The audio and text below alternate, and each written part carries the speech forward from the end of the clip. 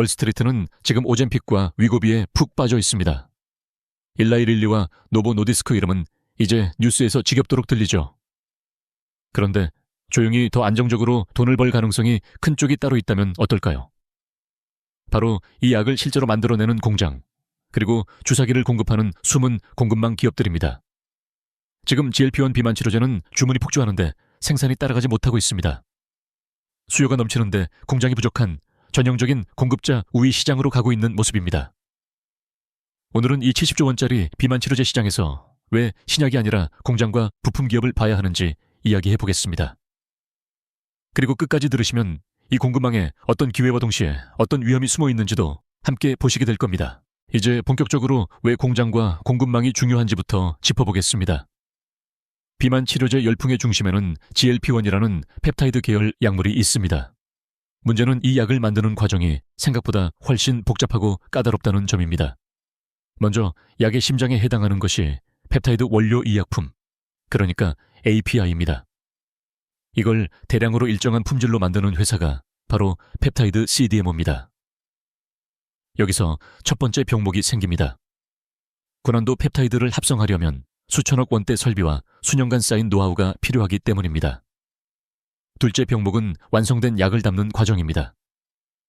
펜타입 주사기, 프리필드 시린지, 무균 충전과 포장, 이렇게 이어지는 피니시 공정입니다. 주사제는 한 번 오염되면 전량 폐기해야 해서 미세한 입자 하나까지 관리해야 합니다. 그래서 전 세계 제약사들이 믿고 맡길 수 있는 업체는 많지 않습니다. 이 두 구간, 즉 고난도 펩타이드 합성과 무균 피니시 공정의 글로벌 시장을 합치면 대략 수십조 원대 규모로 추정됩니다. 연평균으로 보면 두 자릿수 성장이 논의될 정도로 빠르게 커지는 시장입니다. 여기서 중요한 포인트는 빅파마가 신약 특허를 가져가더라도 생산 능력과 부품은 외부에 의존하는 비중이 점점 늘고 있다는 점입니다. 그래서 공급망 상단의 펩타이드 CDMO, 그리고 하단의 주사제 부품, 피니시 기업이 동시에 주목을 받는 겁니다. 다만 여기에는 기회만 있는 것은 아닙니다. GLP-1 장기 부작용이 논란이 되거나 경쟁 약물이 나오면 성장 속도가 꺾일 수 있고요. 또 모두가 증설에 뛰어들다가 몇 년 뒤 공급 과잉과 가격 경쟁에 빠질 가능성도 분명히 있습니다. 이제 이런 배경 위에서 원료 쪽의 대표 플레이어 한 곳, 그리고 주사제 부품 쪽의 대표 기업 한 곳을 차례로 살펴보겠습니다. 먼저 살펴볼 기업은 스위스의 바켐홀딩, 바켐입니다. 바켐은 펩타이드 원료 이약품, 특히 GLP-1 계열의 강점을 가진 CDMO로 알려져 있습니다. 간단히 말하면 비만 치료제의 핵심 원료를 대신 만들어주는 공장입니다. 바켐은 수십 년 동안 펩타이드 한 우물만 파온 회사입니다. 이 덕분에 고체상 합성, 액상 합성 같은 기술에서 업계 최상위 수준의 경쟁력을 갖췄다는 평가를 받습니다. 스위스와 미국 등 여러 곳에 생산 거점이 있고 글로벌 제약사와 바이오텍을 고객으로 두고 있습니다. 산업 내에서 펩타이드 API 시장 점유율이 상당히 높은 편으로 추정되고요. 최근 몇 년간 GLP-1 비만, 당뇨 약물 수요가 폭발하면서 바켐도 수주잔고와 매출이 빠르게 늘어왔습니다. 최근 자료를 보면 매출이 전년 대비 두 자릿수 후반 성장, 영업이익은 그보다 더 빠르게 늘어나면서 레버리지 구간에 진입했다는 평가가 나옵니다. 영업이익률 자체도 CDMO 업계 평균보다 높은 20% 초반대 수준으로 추정됩니다. 매출 총 이익률도 40% 중후반에서 움직인다는 분석이 많습니다. 다만 이런 성장은 대규모 설비 투자와 함께 가고 있습니다. 스위스 시슬러펠트 같은 부지에 수천억 원대 투자 계획을 진행하면서 단기적으로는 감가상각과 이자 비용 부담이 커지는 구간입니다. 부채 비율은 아직 통제 가능한 범위라는 평가가 많지만 순차입금이 늘고 있는 것도 사실입니다. 현금 흐름을 보면 영업 현금 흐름은 플러스지만 설비 투자가 워낙 크다 보니 인겨 현금 흐름이 일시적으로 마이너스가 되는 구간도 있습니다. 이 부분은 성장에 선투자를 하는 전략으로 볼 수도 있고 반대로 과도한 확장으로 볼 수도 있습니다. 밸류에이션을 보면 바켐은 현재와 같은 GLP-1 기대를 반영해 동종 CDMO 대비 프리미엄 멀티플로 거래되는 경우가 많습니다. 후행 퍼이알이 40배, 배 안팎, 선행 기준으로는 30배대 중반 수준이라는 추정도 있습니다. 높은 성장성과 진입장벽을 감안하면 어느 정도 설명 가능한 수준이지만 금리가 다시 올라가거나 GLP-1 열기가 식을 경우 멀티플 조정 위험도 함께 존재합니다. 또 하나 중요한 건 고객 집중도입니다. 박햄은 상위 몇 개 고객사 비중이 꽤 높은 편으로 알려져 있습니다. 특정 대형 제약사에 비만, 당뇨 파이프라인 의존도가 커지는 구조죠.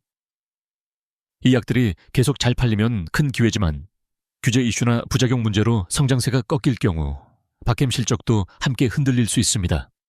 공급 과잉 리스크도 살펴봐야 합니다. GLP-1이 잘 나가니 다른 펩타이드 CDMO와 빅파마 자체 생산 설비 투자도 동시에 늘고 있습니다.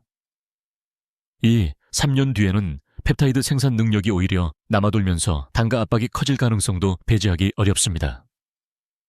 정리하면 박햄은 펩타이드와 GLP-1이라는 테마의 정중앙에 서 있는 기업입니다. 기술 장벽과 고객 락인 효과 덕분에 성장의 과실을 누릴 가능성이 있는 동시에 특정 치료제와 고객사에 대한 의존 리스크도 상당히 큰 구조라고 볼 수 있습니다.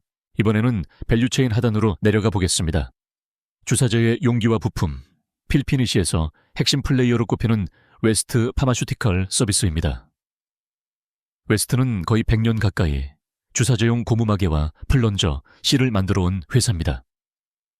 요즘에는 단순 부품을 넘어 프리필드 시린지와 웨어러블 인젝터 같은 전달 시스템까지 확장하고 있습니다. 바이오 의약품과 백신, 그리고 GLP-1 비만 치료제까지 주사제로 나가는 약물 상당수가 웨스트의 부품에 의존하고 있습니다. 시장에서는 고부가 가치 엘라스토머 부품 영역에서 웨스트가 30% 안팎의 점유율을 가진 선두주자로 많이 인용됩니다. 최근 실적을 보면 코로나 특수는 줄었지만 대신 바이오와 GLP-1, 세포와 유전자 치료제 같은 영역에서 고마진 제품 수요가 늘고 있습니다. 최근 분기 기준으로 매출은 한 자릿수 중후반 성장, 영업이익률은 20% 중후반을 유지하거나 조금씩 개선되는 흐름이 관찰됩니다. 매출 총이익률은 40% 초반에서 중반, ROE는 연 20% 안팎이라는 추정도 꽤 나옵니다. 재무구조는 비교적 탄탄한 편입니다. 부채 비율과 순차입금 비율이 낮고 이자 보상 배율이 매우 높아서 금리나 차입 부담에 대한 우려는 크지 않은 기업으로 분류됩니다. 영업현금 흐름도 꾸준히 플러스이고 설비 투자와 자동화 투자 이후에도 인겨현금 흐름이 남는 구조를 유지해왔습니다. 그래서 소폭의 배당과 자사주 매입을 병행하는 전형적인 퀄리티 성장주 패턴을 보여줍니다. 밸류에이션은 어떨까요? 웨스트는 S&P 500 평균과 비교하면 항상 상당한 프리미엄 구간에서 거래되는 편입니다. 후행 PER이 40배 안팎, 선행 기준으로 30배 후반에서 40배 초반까지 언급되는 경우가 많습니다. 이유는 분명합니다. 첫째, 진입장벽입니다. 제약사 입장에서 주사제 부품을 바꾸려면 다시 임상과 규제 과정을 거쳐야 합니다.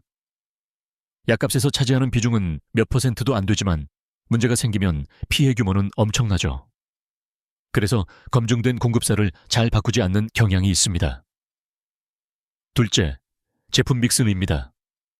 플루로텍 코팅이나 노바퓨어처럼 이물질과 용출을 줄여주는 프리미엄 부품은 가격이 더 비싸도 고객이 선택할 수밖에 없습니다. 바이오 의약품이 비싸고 민감할수록 이런 고부가 제품 비중이 올라가면서 마진도 함께 좋아지는 구조입니다. 하지만 웨스트에도 리스크는 존재합니다. 첫째, 밸류에이션 부담입니다. 성장이 둔화되거나 금리가 높게 유지될 경우 멀티플이 조정될 수 있습니다. 둘째, 기술 변화입니다. 경구형 바이오 의약품이나 마이크로니들 패치, 새로운 전달 기술이 성숙하면 일부 주사제 수요를 대체할 수 있습니다. 셋째, 경쟁과 원가입니다. 유럽과 아시아 경쟁사들이 생산 능력을 늘리고 저가 제품으로 공급할 경우 웨스트도 가격 인상폭이 제한될 수 있습니다. 따라서 웨스트는 GLP-1 비만약과 바이오 의약품 성장에 장기 수혜를 받을 수 있는 동시에 높은 밸류에이션과 기술 변화에 따른 구조적 리스크를 함께 안고 있는 기업으로 볼 수 있습니다. 이제 두 회사를 나란히 놓고 GLP-1 공급망 안에서 어떤 역할을 하는지 정리해 보겠습니다. 박햄은 밸류체인 상단에서 약의 효능을 결정하는 펩타이드 원료를 대량으로 합성하는 역할을 맡습니다. 웨스트는 밸류체인 하단에서 그 약을 안전하게 담고 환자에게 전달하는 용기와 부품을 공급합니다. 위쪽은 화학과 공정기술 중심, 아래쪽은 재료과학과 무균 패키징 기술 중심이라고 볼 수 있겠죠. 지역적으로도 박해문 스위스, 웨스트는 미국에 기반을 두고 있어 규제와 통화, 정책 환경이 서로 다릅니다. 기회 측면에서 보면 두 회사 모두 GLP-1 비만 치료제 수요가 계속 늘어날 경우 구조적 성장의 수혜를 받을 가능성이 있습니다. 박해문 펩타이드 생산량이 늘어날수록 웨스트는 주사제와 디바이스 물량이 늘어날수록 매출이 확대될 수 있는 구조입니다. 또한 고객사가 한번 선택하면 쉽게 바꾸기 어려운 사업 모델이라 장기 계약과 높은 진입 장벽이라는 공통점도 있습니다. 하지만 리스크의 모양은 조금 다릅니다. 박해문 특정 GLP-1 고객과 제품에 대한 의존도가 비교적 높고 대규모 설비 투자에 따른 재무 레버리지 리스크가 큽니다. 수요가 기대에 못 미치면 가동률이 떨어지면서 수익성에 타격이 갈 수 있습니다. 반면 웨스트는 포트폴리오가 더 넓게 분산되어 있지만 이미 높은 밸류에이션과 기술 패러다임 변화에 대한 리스크를 안고 있습니다. 또 경쟁사들의 저가 공세와 규제 변화에 따라 마진이 조금씩 압박받을 가능성도 있습니다. 그래서 GLP-1 공급망에 접근할 때 상단의 원료, 주무, 효능 쪽에 더 민감하게 베팅할지, 하단의 안전한 전달과 패키징 쪽에 더 중립적으로 접근할지 투자자 성향에 따라 선택이 달라질 수 있습니다. 공통적으로 중요한 건 GLP-1 매출 비중과 고객 집중도, 설비 투자 계획, 그리고 밸류에이션 수준을 주기적으로 점검하는 것입니다. 지금까지 GLP-1 비만 치료제 열풍의 이면, 그 뒤에서 움직이는 공급망 두 회사를 함께 살펴봤습니다. 요약하면 신약 이름보다 중요한 건 그 약을 안정적으로 만들어내고 안전하게 환자에게 전달하는 공장과 부품 기업이라는 점입니다. 다만 GLP-1은 아직 장기 안전성과 경쟁 구도가 완전히 검증되지 않았고 공급 과잉과 밸류에이션 조정 같은 리스크도 분명히 존재합니다.